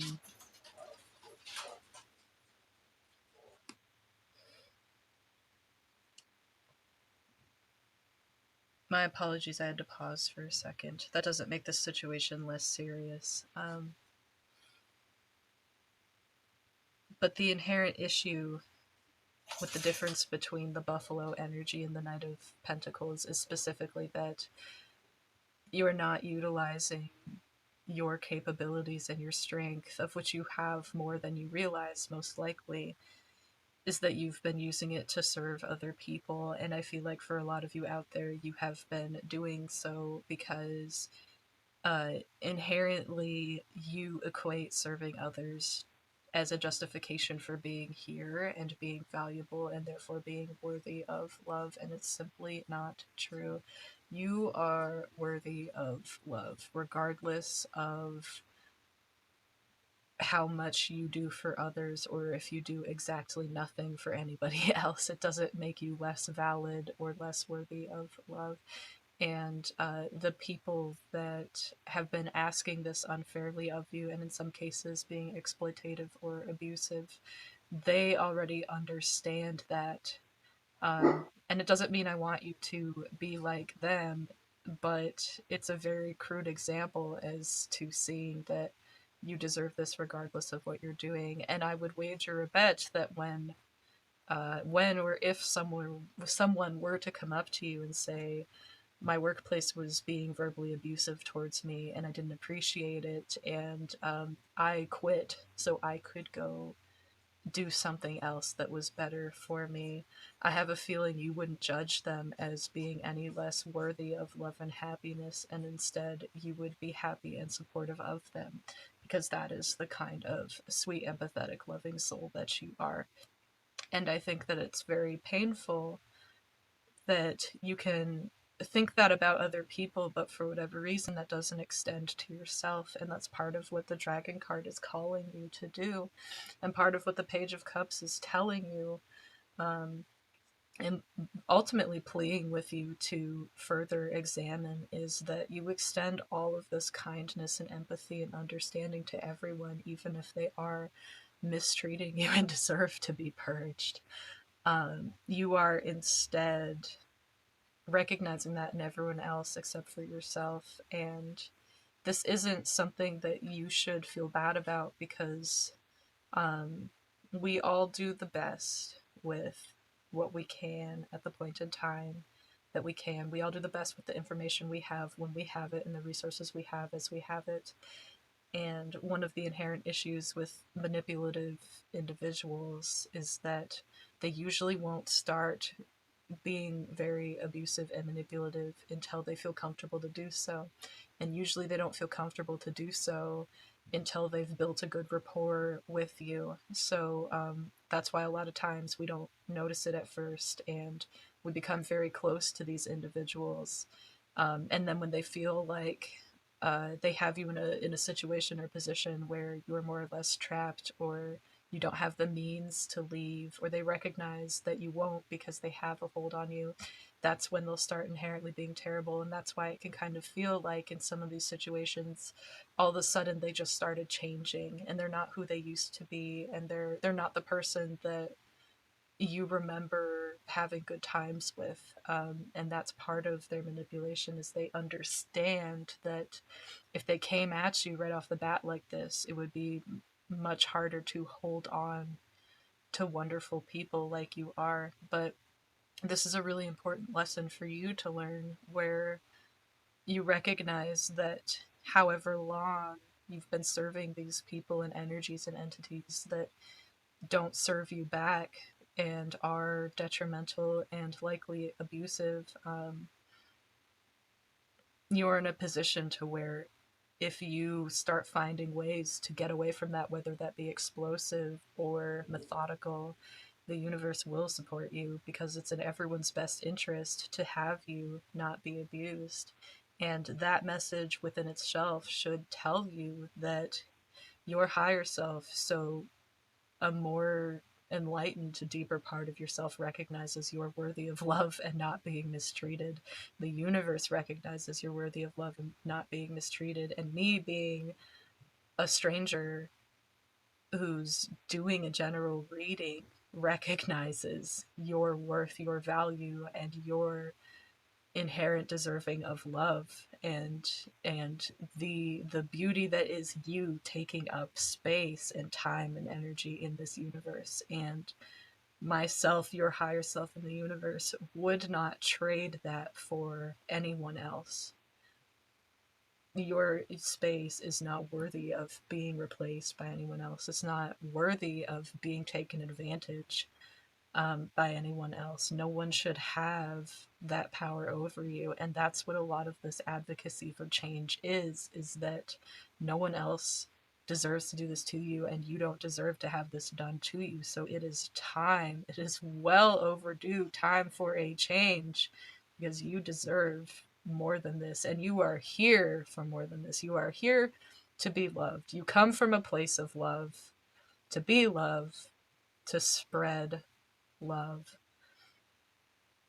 And so it's time for you to move yourself into a position to where you can take care of yourself and be loved and find new exciting opportunities, environments, energies, and people that will give that, will provide that to you, and you will also provide it to them. And just because you're not serving, or you choose to purge and not serve something that is really detrimental to you, doesn't mean that you'll never serve somebody else if you really want to. So if you're like a nurse right now and the doctors that you work alongside are incredibly abusive towards you and you quit, it doesn't mean you'll never find another nursing opportunity in your life. If that's important to you, the universe will find a way to give you more opportunities that are more in line with you and help you grow better and actually take care of you. And the Ace of Pentacles here, the Ace of Pentacles is a lot about a promise. It's starting a new journey, in a way to where there's a promise of abundance if you continue to pursue it. It's in reverse here because of a couple reasons. Specifically, there's a contingency. You will start new journeys that promise you the abundance and the physical achievements and enrichment that you lack and you crave, given that you purge and you make room for these new opportunities. Because with how dragged down and how busy and how exhausted you are, if the universe tried to present these opportunities to you now, they would simply fail or go unnoticed because you don't have the energy to pursue them and enjoy them the way that you would wish to. Um, you're simply too exhausted to be able to handle them the way that you would want to, and I think your higher self recognizes that that would also make you feel bad because you would want to go do it, and not being able to pursue it the way that you want to would be more of a detriment than an empowering move at this point. And so there's a real call to do what you can with what you have, with the time that you have in the place that you're at right now, and the universe will match you time and time again to get you out of this situation, regardless of if that's methodical or explosive. Now, the Ten of Cups is usually seen as emotional fulfillment, as having found the love for yourself that you embody and you can share freely with other people in a way that's empowering for all individuals involved rather than just yourself. And this can be extended to non human entities. So, Ten of Cups energy is also like replanting a forest or creating a garden and having it blossom and flourish. It doesn't have to just be human beings, it can be nurturing pets, even. So, very tellingly, in this specific cards guidebook, let's see if I can get it to zoom. The Ten of Cups is home finally found, arriving in a promised land, peace at last. Your personal joy spreads outward into your surroundings and uplifts them. So, the Ten of Cups is in reverse, laying over the Dragon card because you're not there yet, but it's a prediction of what is to come when you do the inner work. And as you do the inner work, you purge some things, you set good boundaries, you lighten your load, you start to enjoy life, you find enthusiasm again because you're living for yourself rather than being manipulated by others that don't deserve for you to be serving them or extending kindness or niceties to them, which doesn't mean they need to be met with maliciousness. It just means that they deserve to not take up space in your life and you not to be a part of their life. That's what's coming to them karmically. Now, if all of that happens, the Ten of Cups will instead represent what you get, as the frog, and you will find your promised land and your home and what actually can provide you love the way that you want it. And all of this is going to stem from you practicing extending this love and empathy to yourself. Um, and that's a very That's a very powerful message. The only shame is that it really has to come from such a dark, hard, sad place. And I feel like some of the reflections of what you've been feeling and how dark these feelings really are is expressed. There's a song by Ryan Mack that keeps playing in my playlist, even though nothing is supposed to repeat. Um, it's called Overwhelmed. That's it. It's the, if you're curious about it, it's the Ryan Mack remix. And it's very clearly explaining that this man feels overwhelmed and a lot of other people telling you you should just relax and everything's fine and you'll feel fine, just sit down. And a lot of that comes from a misunderstanding of what you feel is asked of you and what you feel pressured to do. um, and eventually, it really does feel like you're not really you anymore. It feels like you're someone else, and that's really hard to sit in and be a part of. And at any point in your time feeling like you're overworked and manipulated to the point where you just don't feel like you anymore. And I hope that as you do this growing, you'll be patient with yourself, um, and not be upset at yourself for having arrived at this situation and been in it for any point of time, however long it may be for you, because there's a lot of running factors in life, and you shouldn't view this situation as your fault, because there are many factors, seen and unseen, that would contribute to you being here. But um,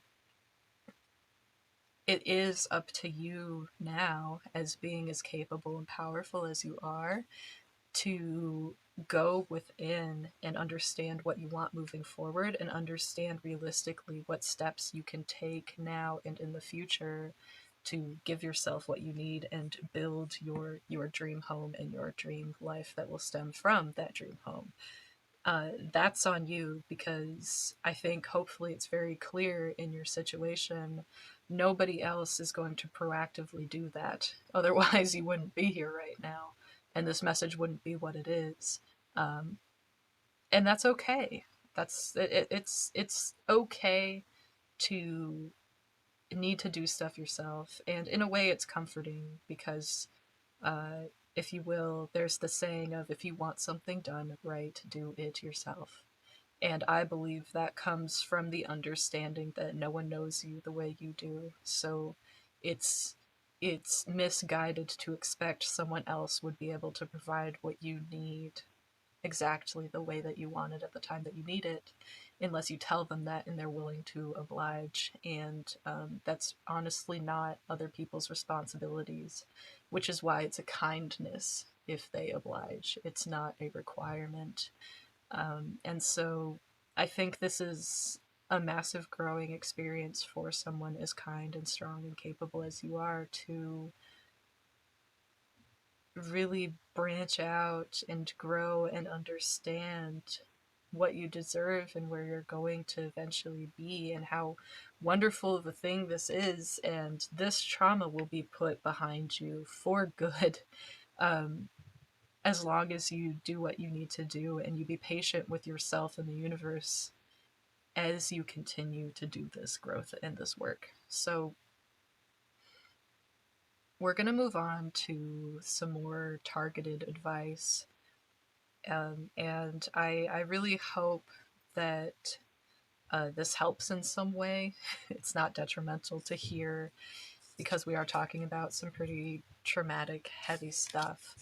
Um, but I only have so much time, and so do you, because this video is long, and I know that short attention spans on the internet are the norm, so I don't know how many of you will even still be humoring me. But you know what? If you can't pay attention to something that's all about you and a serious situation for 2 hours, then, Not my fault. So here we go.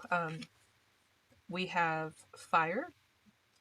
We have the heart of sky, and we have the circle of those. So we'll start with the fire, with the intentions that it represents, like the overall energy that is noticeable.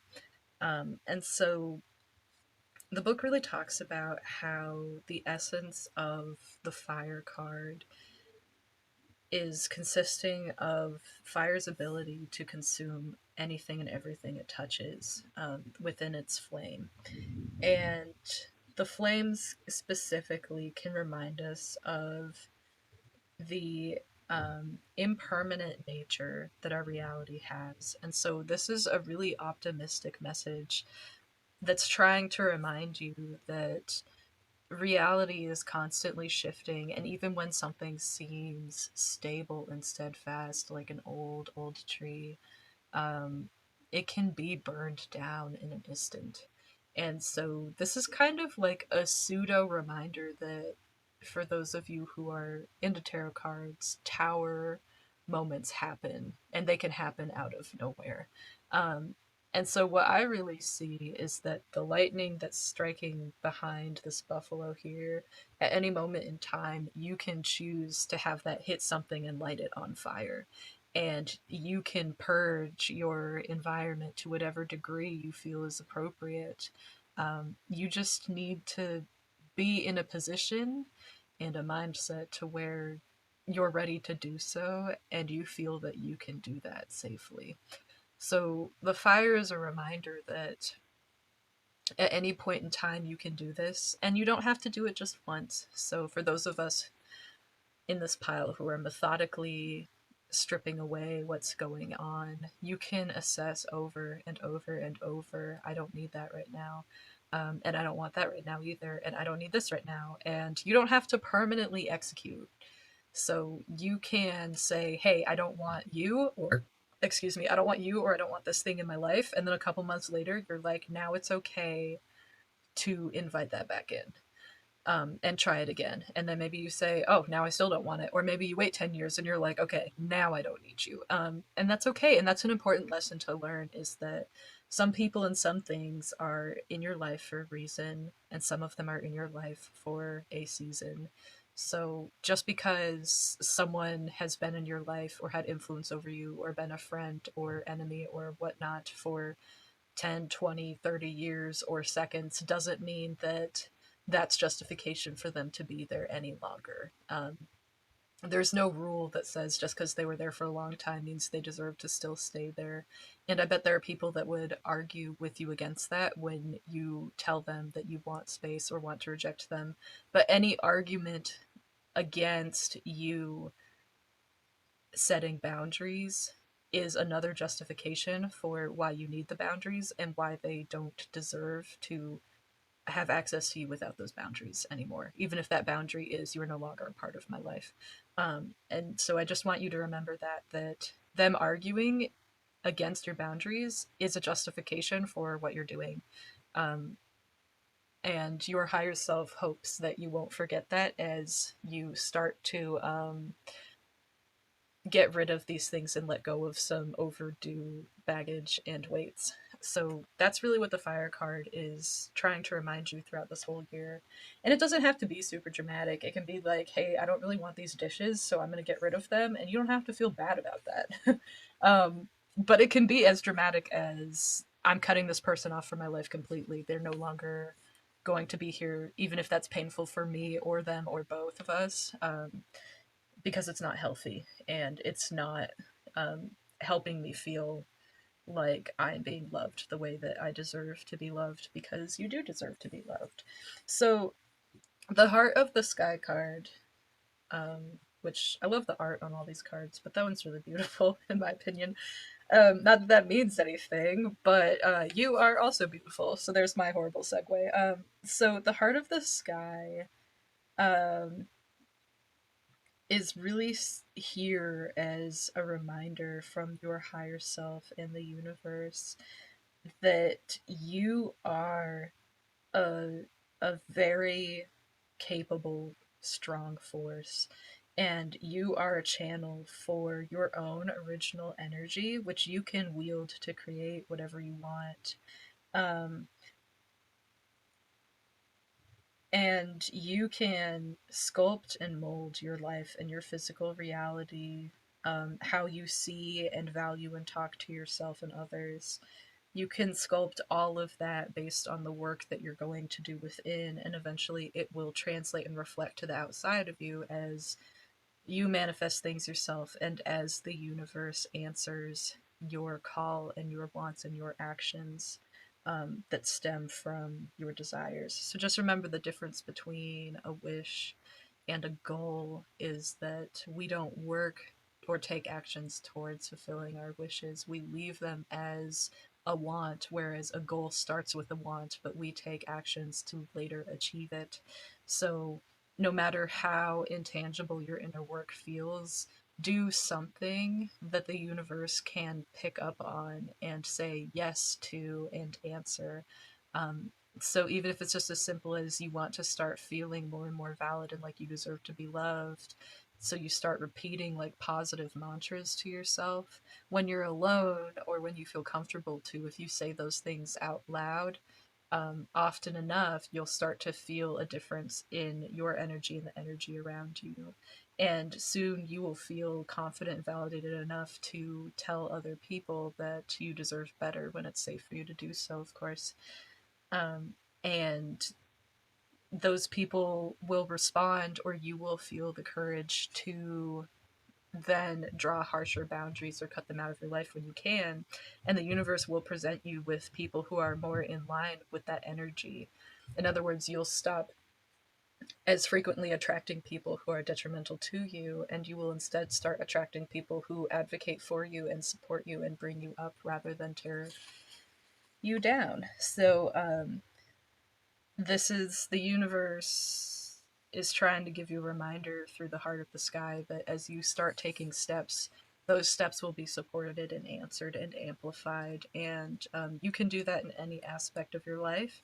And by working on yourself and this growth and deciding what you want your home to look and feel like, um, it will have profound effects on other parts of your life, like we saw with your relationships and your career and or goals. So for the circle is really the last message, which are calls to actions and sometimes advice on actions you can take or thoughts you can have to understand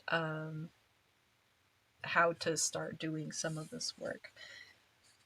So the circle card really gives you a call to action to say that you're meant to come to an understanding of the importance of decay and letting go, the importance of dying to an old form and being born anew. So, this is a lot of death and life cycles. And we can see that a lot in terms of the Panther purging things. So, the purge and the fire of things letting go, that's what makes room for you to create new possibilities. And like we saw with the reverse Knight of Pentacles and the reverse Ace of Pentacles, as you purge and you have room for things, that's when you'll see that you have space in your life to accept new opportunities, and you have the energy to allocate towards pursuing goals that benefit you rather than just serve other people, because you deserve to achieve your own dreams, and you absolutely deserve to put yourself in a position where you have the energy and the means to do that. And you are no less valuable for prioritizing yourself. And everything in life should be balanced to be at its healthiest. Any too much of anything can be a toxin and a bad thing. My favorite example is too much water can kill you.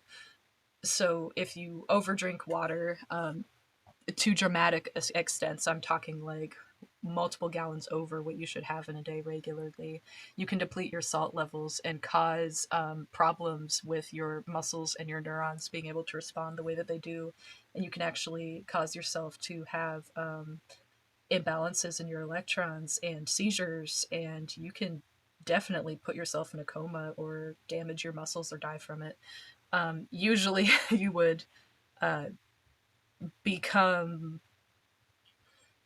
uh, damaged enough to where you wouldn't be able to continue drinking water to the point where you died.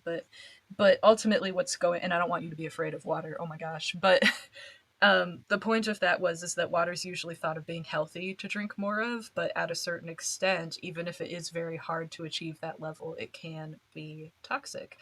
And so here, they're serving other people is kind of the example of water. It's usually thought of as being noble and a good thing, and it means you're, quote, a good person. Thank you, societal norms, for pushing certain things. Um, and in a lot of instances, it's true. Just like in a lot of instances, drinking water is healthy. But when it's overbalanced and overdone to a certain point, it is detrimental. And so there absolutely is a place to take care of yourself. And part of self love is being self serving. And I think it's a real shame that a lot of us are brought up with this idea of every time you do something for yourself, it is selfish rather than self serving or an act of self love. And I think that's something that the universe and your higher self is asking that you will show up for yourself for, because your higher self is absolutely here for you and being a huge advocate towards um, telling yourself that doing things for you is not selfish. It is an act of self love. And when you're truly fulfilled, that's when you'll find you can extend that love to other people without being a martyr. And that's a lot of what that 10 of Cups card that was talking about your promised land is. So the circle here is giving very much like wheel vibes, from like a standard deck of tarot cards where everything's constantly in motion and cyclical, and some of those cycles are death and regrowth is one of the most profound ones. And so you're being called to remind yourself you can kill anything, you can purge any part of your life at any time you want to regrow it and shape it and mold it into something better that better suits you at the time that you want to do that. And you can enforce that cycle over and over and over again. You have the power and the capabilities to do so as the having this awesome buffalo energy and as being represented as the Knight of Pentacles. You've had a lot of experience of getting things to follow through and achieving goals in the physical world. So now it's time to just experience doing that for you first and doing it for others when it's safe and healthy for you to do so. And it's coming from a place of love, not a place of fear. So it's coming from a place of, I want to spread love today because I'm in a good energy of love and this aligns with me, rather than I need to do this thing for this person even though I don't want to because I'm afraid that there will be negative consequences. I'm afraid they won't love me. I'm worried I'll no longer be useful and valid and deserving of love, which, like we said earlier, not true. So this is a really powerful reminder, and I love how on point all the cards are and how they match up. It's always so cool to see. It's done it for like every pile so far, which I shouldn't be surprised, but I always am because I don't know what to expect when I do these readings. I draw these cards face down, so I don't know what they are ahead of time. Um, and even though, I'm just some stranger over the internet, I feel really blessed to be able to channel the energies of somebody like you, because you're a really special, really kind, really loving human being, and I wish all the best for you. And I really hope this healing helps in whatever way you find that you need it, because this can be such a tough spot to be in. Um, and I know myself and some people close to me have been in really hard spots like this. So I just want you to know, like, you're not alone. You're never alone. And even if you were alone, you're no less deserving of love or valuable or capable of making the change. So the last two cards I have for you are just asked with the intention of, throughout the whole year, what types of energy work or work could you be doing to help yourself with this growth or this healing?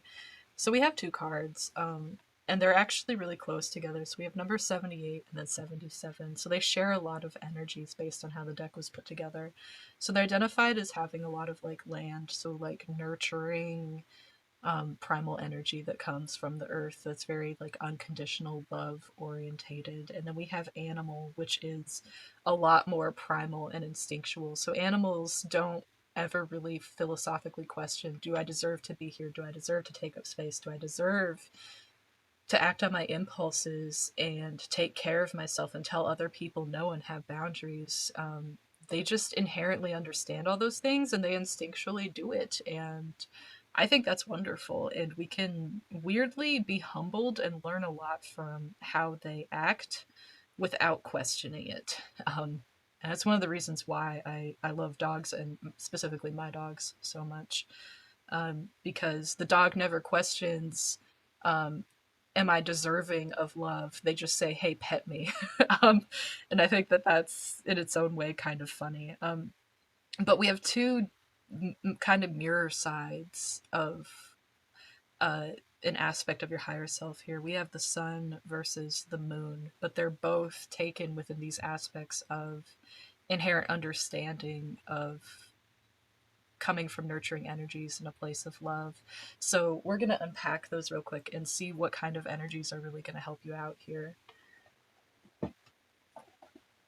And I have a suspicion that a lot of this is going to overlap with what we've already been hearing. But I've said this in other piles that I've read that there's this interesting thing where no matter how loud I hear the messages in my head, um, that loudness does not equate to emphasis.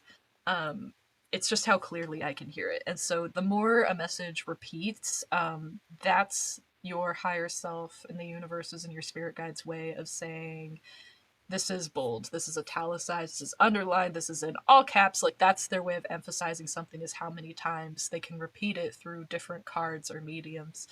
So if I do sound like a broken record at any point, that means that it's being emphasized to you because the providers of the message really feel like that's what's most important. So interestingly, the sun card, I actually channeled its message before I went and double checked the book that unpacks this card. And it's really talking about how we can learn a lot from animals and understand that they can be really good teachers by example of the fact that all of us inherently, for existing, we deserve to take up space. We deserve to be loved. We deserve to advocate for ourselves and take care of ourselves. And taking care of others is a luxury because you need the resources, the energy, and the time and the space in your life to be able to do that. And so we extend that to others when we're able to, but we never feel, or at least animals, they never feel it's a requirement. And they don't feel the need to be nice to people who aren't nice to them, or that they deem as a threat, and aren't comfortable being around. And so I'm kind of hearing in my head from your higher self, you cheated, because I kind of told you all that when the card is a lot more nebulous. It simply just says, allow animals to teach you through their ways and through their language. They are our guides. Walk well with them. So my bad, but they didn't. They wanted you to figure on your own that animals instinctually and inherently understand their value and their worth and their rights for receiving and giving love. Um, and you were supposed to go reflect on that and figure it out yourself. So, oops, that's my bad. But you know what? If I was able to tell you that, it's because probably the universe and your spirit guides wanted you to hear it, and your higher self is just a little bit butthurt that you didn't get to figure that out yourself. Because sometimes when you realize things yourself, it sticks with you better. You know, like if you struggled with a problem really hard, it's easier for you to remember how you solved it. Which could be one of the reasons why this situation is as intense as it is for you, even though that is really hurtful. This is going to be something that you're probably learning very harshly, because it's going to allow you to value yourself for the rest of this lifetime. But also, if you do decide to come back to a physical world in other lifetimes, this lesson won't need to be repeated. So that doesn't make this life feel any more fair or less frustrating, but it could be a reason as to what's going on here. Anyway, on the flip side, if we're talking about embodying this energy applied to the moon rather than the sun, which the moon is a lot of radiating from, or the sun is a lot of radiating from within, and the moon is a lot of deeper reflections and seeing what's within. So, so the moon card, just like the sun card, is encouraging you to do a lot of energy work related to learning to what an animal has to offer and how they choose to conduct themselves and live their lives. And the beautiful thing about animals is that they are known as being emotional beings rather than intellectual. So their instincts are fantastic drivers. They have like an inherent knowledge of quite a few things, including why they deserve to take up space.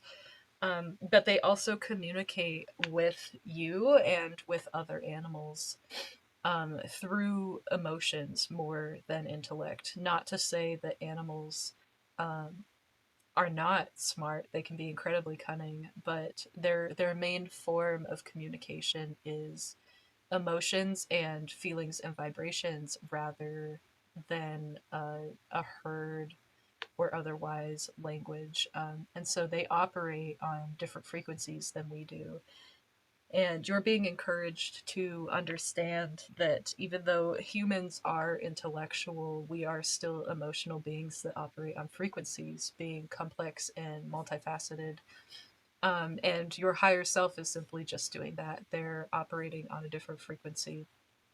Um, and that can make it feel like they're different than you are, even though they're still a part of you. They're not necessarily where your point of view comes from, because we perceive things when we're stuck to a physical body through what we call our consciousness and being like tethered to the inside of our head.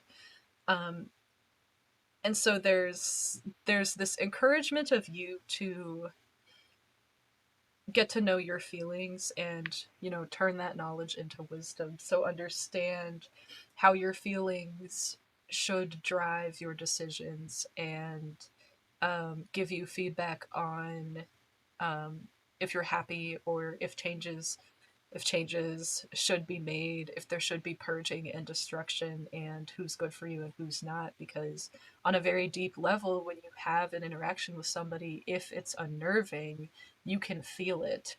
And sometimes you can't explain why. You're just like, oh, that didn't feel good, and now I'm uneasy.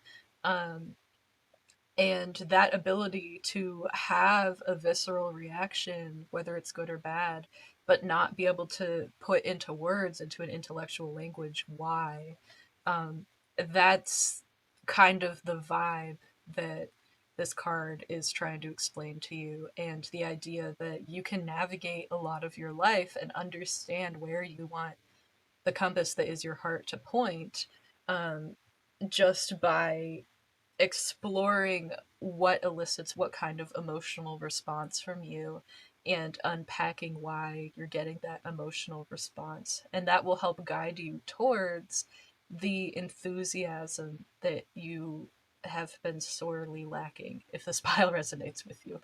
Um, and so you'll kind of know which energies, environments, people, tasks aren't serving you if after you interact with them or you do something for them, you feel more drained and you don't feel good about it. And you don't inherently actually like interacting with them and hanging out with them. And it never leaves you feeling energized and good and enthusiastic and happy. You know, that's a really good driver to say, I would like to move myself away from these things as I have the ability to do so, even if I don't have that now. But from a lot of messages we've been getting, you somehow do have the means to do that for whatever situation you're in. So the flip side of that is those would be like repulsive emotional signals, but you can have attractive emotional signals where you say, oh, I do want that, and this makes me happy, and I feel good about myself when I do X, Y, and Z. And those are the things you're going to be called to indulge yourself into more of, as long as it's healthy. It's not a coping mechanism or escapism, but it's healthy for you to go that way. So you're excited about the thought of starting a new job. So maybe you start pursuing other job opportunities, or it feels really good to spend more time by yourself. So when people ask you to go do things with or for them, you begin to tell them, not right now, or no. That's kind of the theme behind this card, is using your emotions as another means of input to guide you towards understanding what a home is, looks like, and feels like to you, so that you can take care of yourself and recover from all the traumatic repeated experiences that you've been through are. So the last thing I have for you is I don't know what I want to put on top. We'll put this one on top. So the last thing I have for you is just a quick quote from a book. So you get like confirmation from another medium. And the way that I want to do that is make sure you understand it's random and not planned. So I'm not flipping through a book and going, hey, this sounds like great, and like it's part of this, so it's not fabricated, it's raw. So I have 4 books to choose from, and I have a D4. So we'll roll that. And you got book number 4. Okay. And then from book number 4, we're going to roll a D12. And uh, we're going to see how many of these 20-sided dice we're going to roll. And the sum of the 20-sided dice will tell us specifically what page of the book has a message on it for you. And that's where we'll end things, right? So you got a 5.